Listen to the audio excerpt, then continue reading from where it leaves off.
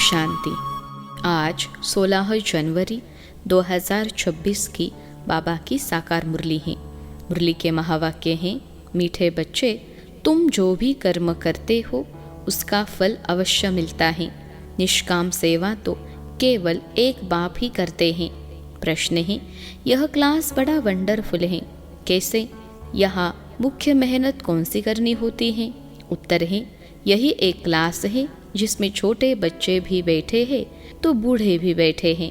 यह क्लास ऐसा वंडरफुल है जो इसमें अहिल्याएं कुब्जाए साधु भी आकर एक दिन यहाँ बैठेंगे। यहाँ है ही मुख्य याद की मेहनत। याद से ही आत्मा और शरीर की नेचर क्योर होती है, परंतु याद के लिए भी ज्ञान चाहिए। गीत है रात के राही। ओम शांति। मीठे मीठे रूहानी बच्चों ने गीत सुना। रूहानी बाप बच्चों को इसका अर्थ भी समझाते हैं। वंडर तो यह है, गीता अथवा शास्त्र आदि बनाने वाले इनका अर्थ नहीं जानते, हर एक बात का अनर्थ ही निकालते हैं। रूहानी बाप जो ज्ञान का सागर पतित पावन है, वह बैठ इनका अर्थ बताते हैं। राजयोग भी बाप ही सिखलाते हैं। तुम बच्चे जानते हो, अभी फिर से राजाओं का राजा बन रहे हैं और स्कूलों में ऐसे कोई थोड़े ही कहेंगे कि हम फिर से बैरिस्टर बनते हैं। फिर से यह अक्षर किसको कहने नहीं आएगा। तुम कहते हो हम 5000 वर्ष पहले मिसल फिर से बेहद के बाप से पढ़ते हैं।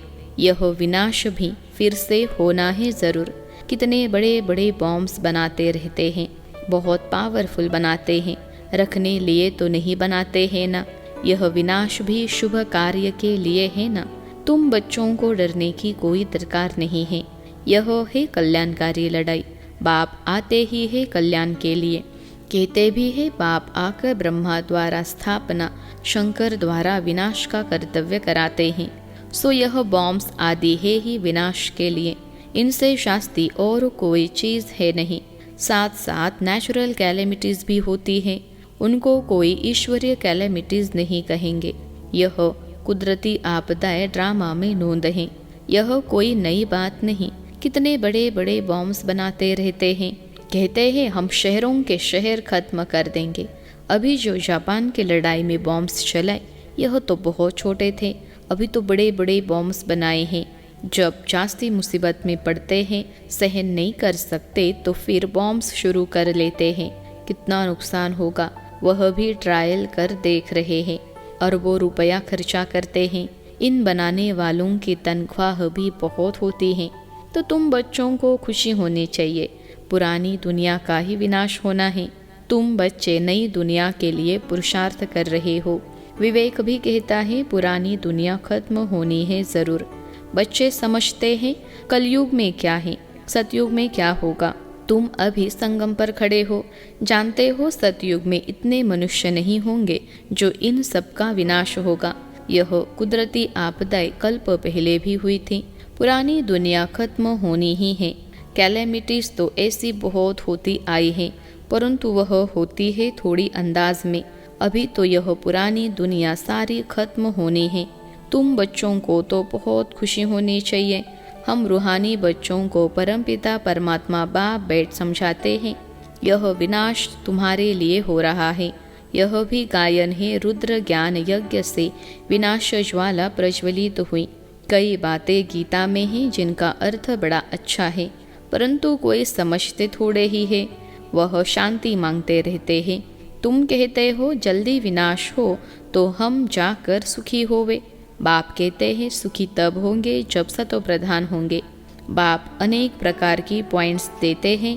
फिर कोई की बुद्धि में अच्छी रीति बैठती है, कोई की बुद्धि में कम। बुढ़ियाएं समझती हैं शिव बाबा को याद करना है, बस उनके लिए समझाया जाता है अपने को आत्मा समझ बाप को याद करो। फिर भी वर्षा तो पा लेती है, साथ में रहती है। प्रदर्शनी में सब आएंगे। अजामिल जैसी पाप आत्माओं, गणिकाओं आदि सबका उद्धार होने का है। मेहतर भी अच्छे कपड़े पहन कर आ जाते हैं। गांधी जी ने अछूतों को फ्री कर दिया, साथ में खाते भी हैं। बाप तो और भी मना नहीं करते हैं। समझते हैं इन्हों का भी उद्धार करना ही है। काम से कोई कनेक्शन नहीं है। इसमें सारा मदार है बाप के साथ बुद्धियोग लगाने का, बाप को याद करना है। आत्मा कहती है मैं अछूत हूँ। अब हम समझते हैं हम सतो प्रधान देवी देवता थे, फिर पुनर्जन्म लेते लेते अंत में आकर पतित बने हैं। अब फिर मुझ आत्मा को पावन बनना है। तुमको मालूम है सिंध में एक भिलनी आती थी, ध्यान में जाती थी, दौड़कर आए मिलती थी। समझाया जाता था इनमें भी आत्मा तो है ना, आत्मा का हक है अपने बाप से वर्षा लेना। उनके घर वालों को कहा गया इनको ज्ञान उठाने दो।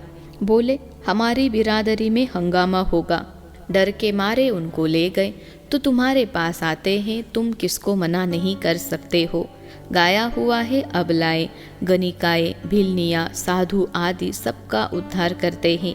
साधु लोगों से लेकर भिलनी तक तुम बच्चे अभी यज्ञ की सर्विस करते हो तो इस सर्विस से बहुत प्राप्ति होती है, बहुतों का कल्याण हो जाता है। दिन प्रतिदिन प्रदर्शनी सर्विस की बहुत वृद्धि होगी। बाबा बैचेस भी बनवाते रहते हैं। कहा भी जाओ तो इस पर समझाना है, यह बाप, यह दादा, यह बाप का वर्षा। अब बाप कहते हैं मुझे याद करो तो तुम पावन बन जाएंगे। गीता में भी है मामेकम याद करो, सिर्फ उनमें मेरा नाम उड़ाए बच्चे का नाम दे दिया है। भारतवासियों को भी यह पता नहीं है कि राधे कृष्ण का आपस में क्या संबंध है। उनके शादी आदि की हिस्ट्री कुछ भी नहीं बताते हैं। दोनों अलग अलग राजधानी के हैं। यह बातें बाप बैठ समझाते हैं। यह अगर समझ जाए और कह दे कि शिव भगवान वाच तो सब उनको भगा दे। कहे तुम यह फिर कहाँ से सीखे हो, वह कौन सा गुरु है। कहे बी के हैं तो सब बिगड़ जाए। इन गुरुओं की राजय ही चट हो जाए। ऐसे बहुत आते हैं, लिख कर भी देते हैं, फिर गुम हो जाते हैं। बाप बच्चों को कोई भी तकलीफ नहीं देते, बहुत सहज युक्ति बतलाते हैं। कोई को बच्चा नहीं होता है तो भगवान को कहते हैं बच्चा दो, फिर मिलता है तो उनकी बड़ी अच्छी परवरिश करते हैं, पढ़ाते हैं। फिर जब बड़ा होगा तो कहेंगे अब अपना धंधा करो। बाप बच्चे को परवरिश कर उनको लायक बनाते हैं तो बच्चों का सर्वेंट ठहराना। यह बाप तो बच्चों की सेवा कर साथ ले जाते हैं। वो लौकिक बाप समझेगा बच्चा बड़ा हो अपने धंधे में लग जाए, फिर हम बूढ़े होंगे तो हमारी सेवा करेगा। यह बाप तो सेवा नहीं मांगते हैं, यह है ही निष्काम। लौकिक बाप समझते हैं जब तक जीता हूँ तब तक बच्चों का फर्ज है हमारी संभाल करना, यह कामना रखते हैं। यह बाप तो कहते हैं मैं निष्काम सेवा करता हूँ, हम राजय नहीं करते हैं। मैं कितना निष्काम हूँ और जो कुछ भी करते हैं उसका फल उनको ज़रूर मिलता है। यह तो है सबका बाप। कहते हैं मैं तुम बच्चों को स्वर्ग की राजय देता हूँ। तुम कितना ऊंच पद प्राप्त करते हो, मैं तो सिर्फ ब्रह्मांड का मालिक हूँ। सो तो तुम भी हो, परंतु तुम राजय लेते हो और गवाते हो। हम राजय नहीं लेते हैं न गवाते हैं। हमारा ड्रामा में यह पार्ट है। तुम बच्चे सुख का वर्षा पाने का पुरुषार्थ करते हो, बाकी सब सिर्फ शांति मांगते हैं। वो गुरु लोग कहते हैं सुख काग विष्टा समान है, इसलिए वह शांति ही चाहते हैं। वह यह नॉलेज उठा न सके, उनको सुख का पता ही नहीं है। बाप समझाते हैं शांति और सुख का वर्षा देने वाला एक मैं ही हूँ। सतयुग त्रेता में गुरु होता नहीं, वह रावण ही नहीं, वह है ही ईश्वरीय राज्य। यह ड्रामा बना हुआ है। यह बातें और किसकी बुद्धि में बैठेंगे नहीं। तो बच्चों को अच्छी रीति धारण कर और ऊंच पद पाना है। अभी तुम हो संगम पर, जानते हो नई दुनिया की राजधानी स्थापन हो रही है, तो तुम हो ही संगम युग पर, बाकी सब है कलयुग में। वह तो कल्प की आयु ही लाखों वर्ष कह देते हैं। घोर अंधियारे में है ना, गाया भी हुआ है कुंभकर्ण की नींद में सोए पड़े हैं। विजय तो पांडवों की गाई हुई है। तुम हो ब्राह्मण, यज्ञ ब्राह्मण ही रचते हैं। यह तो है सबसे बड़ा बेहद का भारी ईश्वरीय रुद्र यज्ञ। वह हद के यज्ञ अनेक प्रकार के होते हैं, यह रुद्र यज्ञ एक ही बार होता है। सतयुग त्रेता में फिर कोई यज्ञ होता नहीं, क्योंकि वहाँ कोई आपदा आदि की बात नहीं। वह है सब हद के यज्ञ, यह है बेहद का, यह बेहद बाप का रचा हुआ यज्ञ है जिसमें बेहद की आहुति पड़नी है। फिर आधा कल्प कोई यज्ञ नहीं होगा, वहाँ रावण राज्य ही नहीं। रावण राज्य शुरू होने से फिर यह सब शुरू होते हैं। बेहद का यज्ञ एक ही बार होता है, इनमें यह सारी पुरानी सृष्टि स्वाहा हो जाती है। यह है बेहद का रुद्र ज्ञान यज्ञ। इसमें मुख्य है ज्ञान और योग की बात। योग अर्थात याद।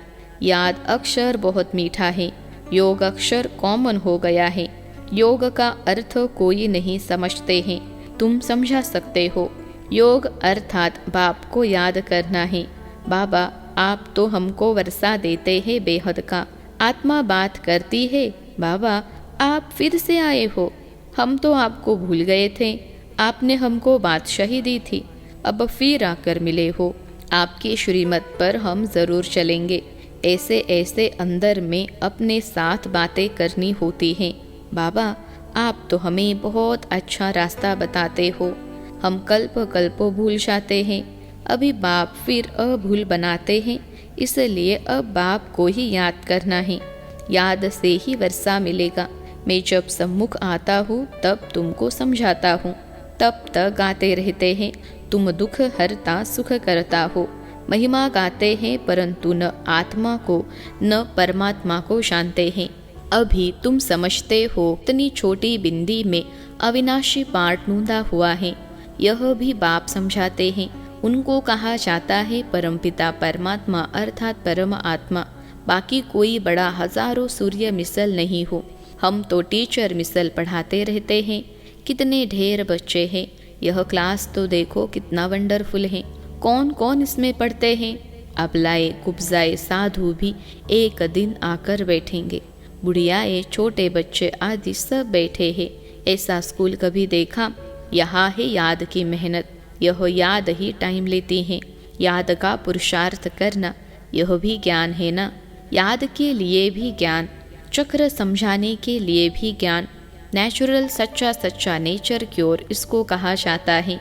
तुम्हारी आत्मा बिल्कुल प्योर हो जाती है, वह होती है शरीर की क्योर, यह है आत्मा की क्योर। आत्मा में ही खाद पड़नी है, सच्चे सोने का सच्चा जेवर होता है। अभी यहाँ बच्चे जानते हैं शिव बाबा सम्मुख आया हुआ है, बच्चों को बाप को ज़रूर याद करना है। हमको अब वापस जाना है, इस पार से उस पार जाना है।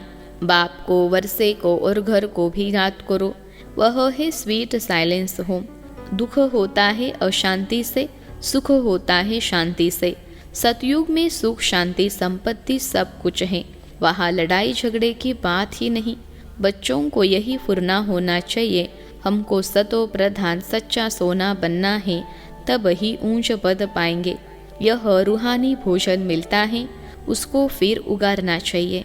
आज कौन सी मुख्य पॉइंट सुनी, यह भी समझाया। यात्राएं दो होती है, रूहानी और जिस्मानी। यह रूहानी यात्रा ही काम आएगी। भगवानुवाच मन मना भव। अच्छा, मीठे मीठे सिखिलते बच्चों प्रति माता पिता बाप दादा का याद प्यार और गुड मॉर्निंग। रूहानी बाप की रूहानी बच्चों को नमस्ते। हम रूहानी बच्चों की सिखिलते रूहानी माता पिता बाप दादा को याद प्यार, गुड मॉर्निंग और नमस्ते बाबा नमस्ते।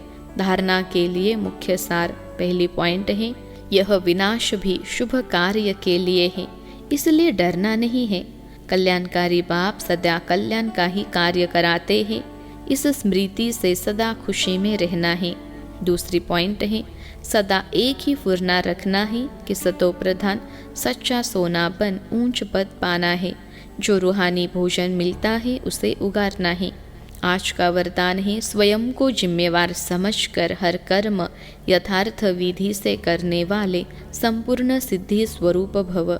स्वयं को जिम्मेवार समझकर हर कर्म यथार्थ विधि से करने वाले संपूर्ण सिद्धि स्वरूप भव। विश्लेषण है, इस समय आप संगम युगी श्रेष्ठ आत्माओं का हर श्रेष्ठ कर्म सारे कल्प के लिए विधान बन रहा है, तो स्वयं को विधान के रचयिता समझकर हर कर्म करो। इससे अलबेलापन स्वतः समाप्त हो जाएगा। संगम युग पर हम विधान के रचयिता जिम्मेवार आत्मा हैं।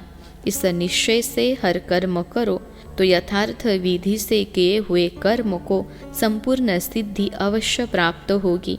आज का स्लोगन है, सर्वशक्तिमान बाप साथ हो तो माया पेपर टाइगर बन जाएगी। सर्वशक्तिमान बाप साथ हो तो माया पेपर टाइगर बन जाएगी। अव्यक्त इशारे, इस अव्यक्ति मास में बंधन मुक्त रहे, जीवन मुक्त स्थिति का अनुभव करो। सदा जीवन मुक्त रहने का सहज साधन है मैं और मेरा बाबा, क्योंकि मेरे मेरे का ही बंधन है। मेरा बाबा हो गया तो सब मेरा खत्म। जब एक मेरा में सब मेरा मेरा समाप्त हो गया तो बंधन मुक्त हो गए। तो यही याद रखना कि हम ब्राह्मण जीवन मुक्त आत्मा हैं। अच्छा, ओम शांति।